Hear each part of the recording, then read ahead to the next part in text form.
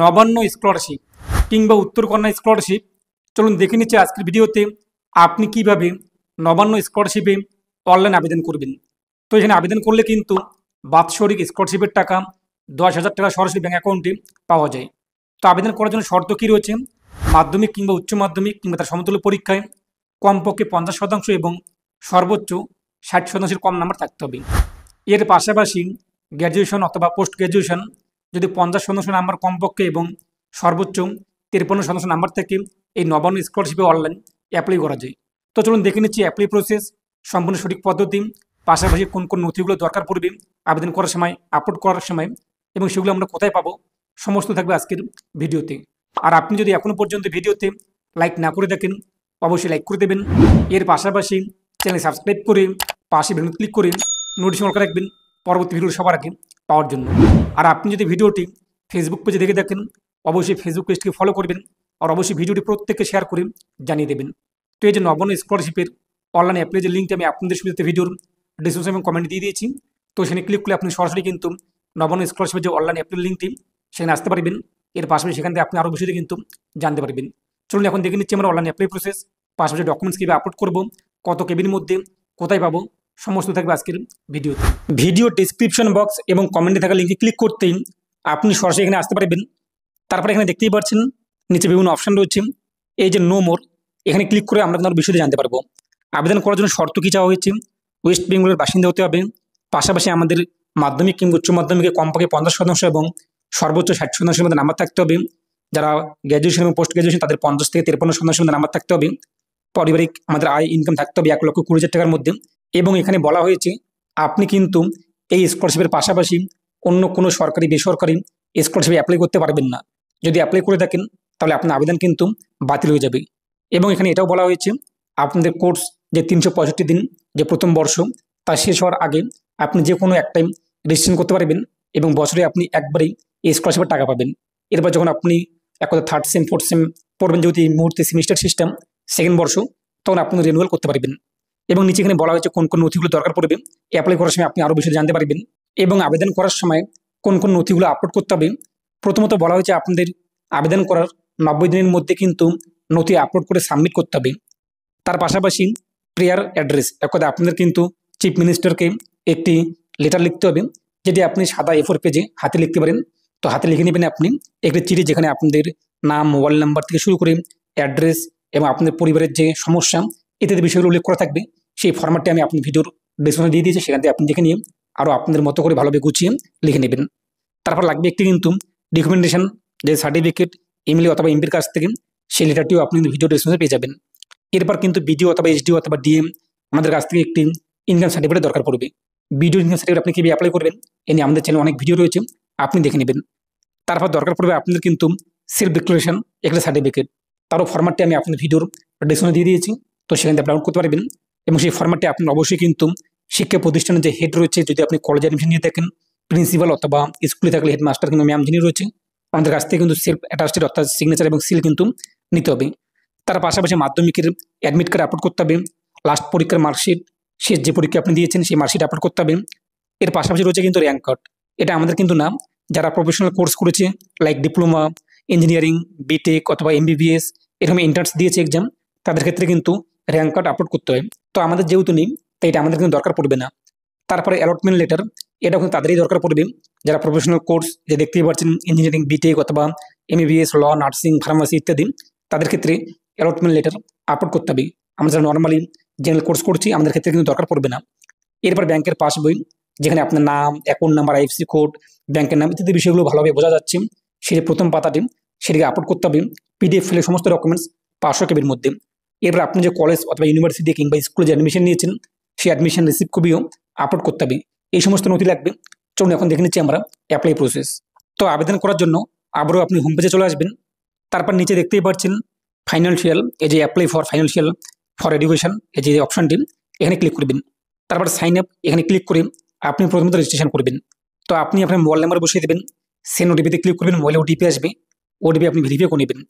তারপর নিচে পাসওয়ার্ড, কী পাসওয়ার্ড রাখতে চান আপনি আপনার চয়েস মতো পছন্দ মতো বসিয়ে দেবেন। সেই পাসওয়ার্ডটিকে আপনি পুনরায় রিটাইপ পাসওয়ার্ডের বক্সে উল্লেখ করে দেবেন। তারপর সিকিউরিটি কোডটি দেখতেই পাচ্ছেন যা শো হয়েছে তা উল্লেখ করে দেবেন। তারপর হচ্ছে সাইন আপ, সাইন আপে ক্লিক করতে আপনার কিন্তু রেজিস্ট্রেশন কমপ্লিট। এরপর আপনি আবারও এই যে লগ ইন পেজে আপনি চলে আসবেন। তারপর রেজিস্টার মোবাইল নাম্বার কি পাসওয়ার্ড রেখেছেন তা উল্লেখ করে দেবেন। তারপর নিচে দেখতেই পাচ্ছেন ক্যাপচার কোড যা শো হয়েছে তা আপনি এখানে বসিয়ে দেবেন দেখে। তারপর হচ্ছে লগ ইন, এই লগ ইনে আপনি ক্লিক করবেন। তো লগ ইন করতে আমাদের সামনে কিন্তু যে অ্যাপ্লাই যে পেজটি তা চলে আসবে। এখানে বলা হয়েছে আবারও যে কোন ডকুমেন্টসগুলো লাগবে সেগুলো আপনি দেখে নেবেন।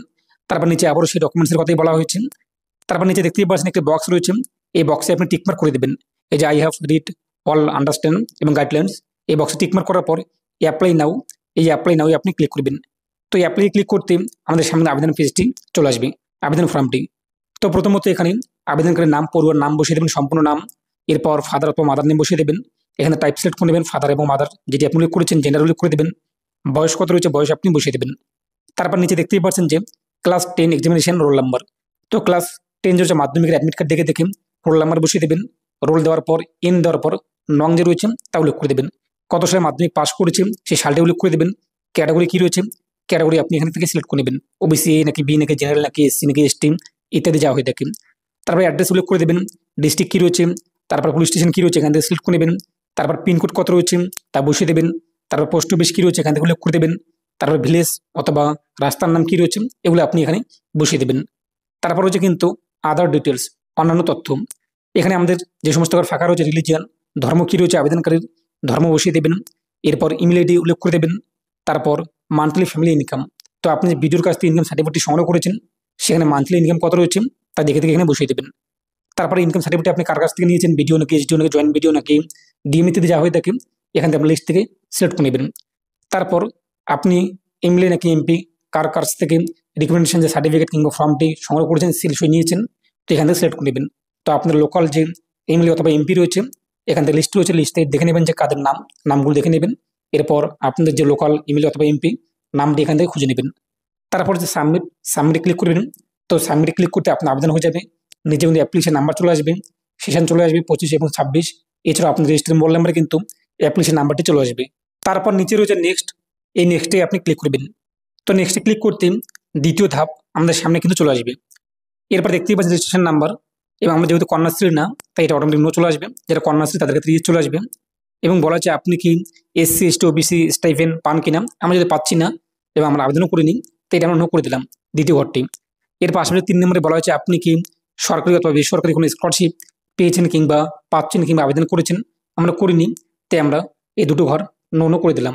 আগের যে প্রথমের ঘরটি আমাদের অলরেডি নো রয়েছে যেহেতু আমরা কন্যাশ্রী না। তারপর নিচে বলা হয়েছে বর্তমানে আপনি কোন ক্লাসে পড়াশোনা করছেন, কোন ক্লাসে অ্যাডমিশন নিয়েছেন, এখান থেকে আপনি আপনার ইয়ার কিংবা ক্লাস উল্লেখ করে দেবেন। তারপর সেই কোর্সটি যে কলেজে আপনি অ্যাডমিশন নিয়েছেন কিংবা স্কুলে অ্যাডমিশন নিয়েছেন কোন বোর্ড অথবা ইউনিভার্সিটি অথবা কাউন্সিলের আন্ডারে রয়েছে তা উল্লেখ করে দেবেন। তারপর আপনি বর্তমান শিক্ষা প্রতিষ্ঠানের নাম এখানে সার্চ করবেন, কয়েকটি ঘর লিখতে কিন্তু চলে আসবে। এরপর সেটি আপনি এখান থেকে সিলেক্ট করে নেবেন। আর লিস্টের মধ্যে যদি আপনার শিক্ষা প্রতিষ্ঠানের নাম না আসে তো নট অ্যাভেলেবেল, সেটি আপনি এখান থেকে সিলেক্ট করে নেবেন, তাহলে কিন্তু হয়ে যাবে। তারপর নিচে দেখতেই পাচ্ছেন যে বলা হয়েছে লাস্ট কোয়ালিফিকেশান এক্সাম পাস। তো আপনি কোন ক্লাস পাস করেছেন, মাধ্যমিক হলে মাধ্যমিক, যদি উচ্চ মাধ্যমিক হয়ে থাকে উচ্চ মাধ্যমিক, যদি গ্র্যাজুয়েশন হতে গ্র্যাজুয়েশন। তো যেটি হয়ে থাকে আমরা যেহেতু যারা আবেদন করে দিচ্ছি সেই উচ্চ মাধ্যমিক পাস করেছেন তাই যে সিলেক্ট করলাম। যদি আপনার ফাজিল কিংবা আলিম হয়ে থাকে কিংবা হাই মাদ্রাসা যেটি হয়ে থাকে সেটি আপনি সিলেক্ট করবেন। তারপর নিচে কিন্তু পাসিং ইয়ার, কবে আপনি পাস করেছেন তা উল্লেখ করে দেবেন। তারপর রোল নাম্বার বসিয়ে দেবেন, যেহেতু উচ্চ মাধ্যমিক পাস করেছেন উচ্চ মাধ্যমিক রোল নাম্বার আমরা বসিয়ে দিচ্ছি। মাঝখানে আপনি এন উল্লেখ করবেন না, এখানে আপনি এন উল্লেখ করবেন না। এন উল্লেখ করলে কিন্তু আপনি এখানে লেখা হবে যে আপনাদের ম্যাচ করছেন ডিটেলসগুলো, তাই রোল এবং নং একসঙ্গে বসিয়ে দেবেন। উচ্চ মাধ্যমিক পাস করলে উচ্চ মাধ্যমিকের অ্যাডমিট কার্ড দেখে পাশে কিন্তু আপনাদের পার্সেন্টেজ অটোমেটিক চলে আসবে, সাথে আপনার নামও কিন্তু এখানে সবে আপনি দেখতেই পাচ্ছেন। এবং আপনি কোন বোর্ড অথবা ইউনিভার্সিটি থেকে পাস করেছেন সেটি আপনি এখানে সিলেক্ট করে নেবেন। আমরা যেহেতু উচ্চ মাধ্যমিক পাস করেছি West Bengal council high secondary education, আপনি যা হয়ে থাকে সেটি আপনি সিলেক্ট করবেন। কত সালে পাস করেছেন রোল নাম্বার বসিয়ে দেবেন, মাঝখানে এন ড্যাশ কোনো কিছু উল্লেখ করবেন না, রোল এবং নং একসঙ্গে বসিয়ে দেবেন। পার্সেন্টেজ কিন্তু অটোমেটিক চলে আসবে। এরপর নামও কিন্তু আপনি এখানে দেখতেই পাচ্ছেন। তারপর নিচে রয়েছে অ্যাপ্লিক্যান্ট ব্যাঙ্ক ডিটেলস, আবেদনকারীর ব্যাংকের তথ্য উল্লেখ করবেন। গার্জিয়ানের ব্যাংকের তথ্য দিলে কিন্তু হবে না, আবেদনকারীর নিজস্ব ব্যাঙ্ক অ্যাকাউন্ট নাম্বার থাকতে হবে। এরপর ব্যাংকের নাম কি রয়েছে, স্টেট ব্যাংক নাকি কানাডা নাকি সেন্ট্রাল নাকি যেটি হয়ে থাকে এক কথায়, তো সেই ব্যাংকের নাম বসিয়ে দেবেন।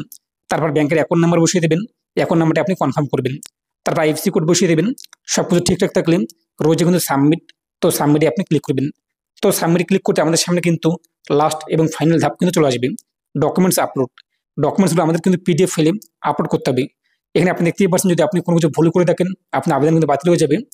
তো এখান থেকে আপনি সিলেক্ট কোন ডকুমেন্টসটি আপনি আপলোড করতে চান প্রথমত, তা এখান থেকে উল্লেখ করে দেবেন।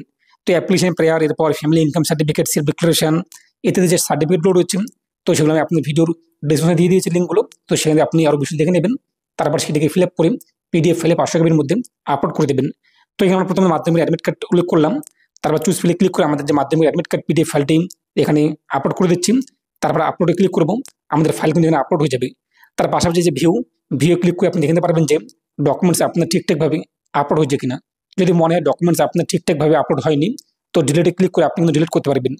তো এইভাবে আপনি এরপর ভিডিওর ইনকাম সার্টিফিকেট, এরপর আপনাদের যে ব্যাংকের পাসবই, লাস্ট পরীক্ষার যে মার্কশিট, এর পাশাপাশি আপনাদের যে ভর্তির রসিদ কপি ইত্যাদি সমস্ত ডকুমেন্টসগুলো, ইমেলের রিকমেন্ডেশন এবং অ্যাপ্লিকেশন প্রেয়ার থেকে শুরু করে আপনি সেলফ ডিক্লারেশন সমস্ত কিছু আপনি সিলেক্ট করবেন এবং চুজ ফিলে ক্লিক করে 500 কেবির মধ্যে আপলোড করে দেবেন। আর এই যে র্যাঙ্ক কার্ড এবং অ্যালটমেন্ট লেটার, এটা আমাদের দরকার নেই। যারা diploma course, nursing, MBBS, pharmacy ইত্যাদি করেছে তাদের ক্ষেত্রে কিন্তু র্যাঙ্ক কার্ড এবং অ্যালটমেন্ট লেটার এই দুটো আপলোড করতে হবে। আমাদের ক্ষেত্রে কিন্তু এই দুটো দরকার পড়বে না।